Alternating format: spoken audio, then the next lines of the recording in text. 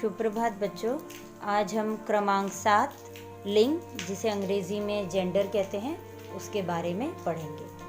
बच्चों, आपने कक्षा तीसरी में भी लिंग के बारे में पढ़ा होगा, तो थोड़ा बहुत जानकारी आपके पास होगी कि लिंग क्या होते हैं। तो चलिए उदाहरण के माध्यम से मैं आपको समझाती हूँ। यहाँ देखिए, आपकी पुस्तिका में दिया हुआ है कि क राजा सिंहासन पर बैठा है और ख में दिया है रानी महल में है। यहाँ पे राजा और रानी यानी दो के बारे में बताया गया है, दो अलग अलग शब्दों के बारे में बताया गया है। राजा शब्द है वो पुल्लिंग शब्द है और रानी शब्द है वो स्त्रीलिंग शब्द है। यानी राजा शब्द से आपको पुरुष जाति का पता चलता है और रानी शब्द से स्त्री जाति का पता चलता है। आगे देखिए, पिताजी दूध ला रहे हैं। फिर आगे यहाँ पे क्या दिया है, माताजी खाना पका रही हैं। यहाँ पिताजी पुरुष जाति के लिए और माताजी स्त्री जाति के लिए है। फिर देखिए, माली फूल तोड़ रहा है, मालिन माला बना रही है। इसी तरह माली पुरुष जाति और मालिन स्त्री जाति। यहाँ पे ध्यान दीजिए कि जिस शब्द से पुरुष या स्त्री जाति का बोध हो उसे हम लिंग कहते हैं। यानी लिंग का अर्थ क्या हुआ कि वह शब्द जिससे हमें ये पता चले कि यह स्त्री जाति की है और जब जिससे हमें ये पता चले कि ये पुरुष जाति का है, तो उसे हम क्या कहेंगे, लिंग कहेंगे। अब आगे बढ़ते हैं। अब बच्चों आगे पढ़ते हैं लिंग के भेद, यानी काइंड्स ऑफ जेंडर, कि लिंग के कितने भेद हैं। तो लिंग के मुख्यतः दो भेद हैं। पहला है पुल्लिंग और दूसरा है स्त्रीलिंग। पुल्लिंग देखिए क्या है, यहाँ पे उदाहरण दिया हुआ है, कुत्ता भौंकता है, और दूसरा उदाहरण है बालक खेलता है। तो यहाँ पे कुत्ता और बालक दोनों ही पुरुष जाति का बोध करा रहे हैं, यानी पुरुष जाति इससे पता चल रहा है, तो ये हो गए पुल्लिंग। अब यहाँ पे ध्यान दीजिए, इसकी परिभाषा क्या हुई।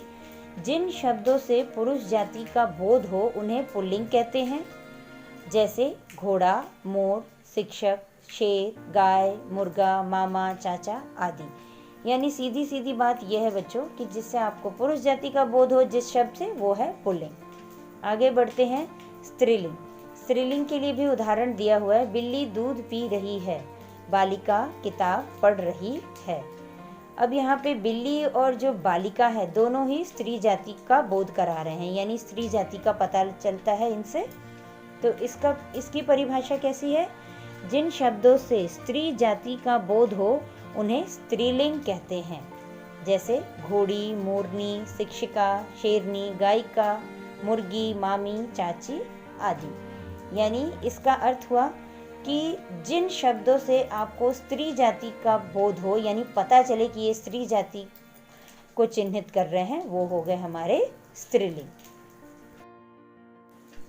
अब बच्चों देखिए, आगे एक तालिका बनी हुई है जिसमें कुछ एक तरफ आपको पुल्लिंग शब्द दिए हुए हैं और दूसरी तरफ स्त्रीलिंग शब्द दिए हुए हैं, जैसे कि राजा, रानी, फिर पुत्र, पुत्री। इस तरह से बच्चों इस पूरी तालिका को आप पढ़ेंगे और याद करने का प्रयास करेंगे। अब बच्चों चलिए अभ्यास पे भी चर्चा कर लेते हैं। तो पहला है मिलान करो, यानी जोड़े बनाने हैं आपको।